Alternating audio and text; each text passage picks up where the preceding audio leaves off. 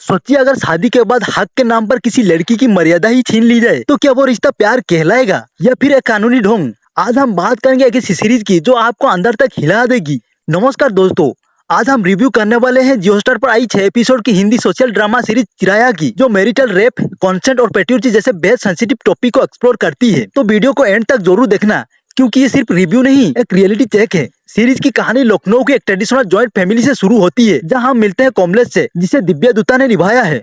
कमलेश एक परफेक्ट घर की बहू है, संस्कारों से बांधी हुई, परिवार की इज्जत को सबसे ऊपर रखने वाली और हर गलत चीज को नॉर्मल मान लेने वाली। लेकिन कहानी तो टर्न लेती है जब घर में नई बहू पूजा की एंट्री होती है। शादी की पहली रात ही पूजा के साथ कुछ ऐसा होता है जो हर लड़की का सबसे बड़ा डर है। उसका पति अरुण उसके कंसेंट के बिना उसे अब्यूज करता है। अब यहाँ से शुरू होता है असली कॉन्फ्लिक्ट।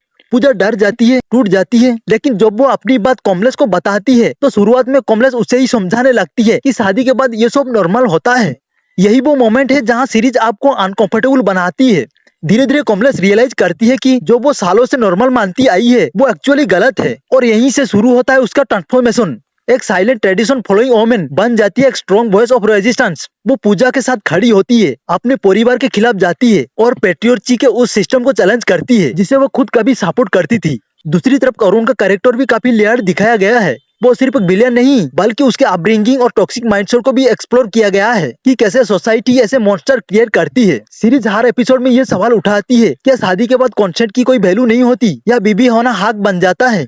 आप परफॉर्मेंस की बात करें तो दिव्या दुत्ता एज कमलेश ऑनेस्टली उनका करियर की बेस्ट परफॉर्मेंस हो सकता है। उनकी एक्टिंग इतने रियल है कि कई सीन्स में आप इमोशनल हो जाते हो। पूजा का कैरेक्टर भी बहुत पावरफुल है, उनका फियर, ट्रॉमा और कोरेज सब परफेक्ट दिखाया गया है, और उनका रोल भी काफी इम्पैक्टफुल है। डायरेक्शन की बात करें तो सीरीज बहुत रॉ और रियलिस्टिक फील देती है। कोई ओवर ड्रामेटिक नहीं, सब कुछ ग्राउंडेड है, लेकिन हाँ पेसिंग थोड़ी स्लो लग सकती है और कुछ जगह पर स्टोरी टेलिंग हैवी फील होती है। चिराया सिर्फ कहानी नहीं है, ये एक मिरर है हमारी सोसाइटी का। सीरीज दिखाती है कि कैसे पेट्रियोर्ची सिर्फ पुरुषों तक सीमित नहीं है, महिलाएं भी अननोइंगली उसे सपोर्ट करती है, और कॉन्सेंट का कॉन्सेप्ट आज भी टब्बू है। सबसे पावरफुल चीज कमलेश का जर्नी, जो खुद को बदलती है और दूसरों के लिए खड़ी होती है।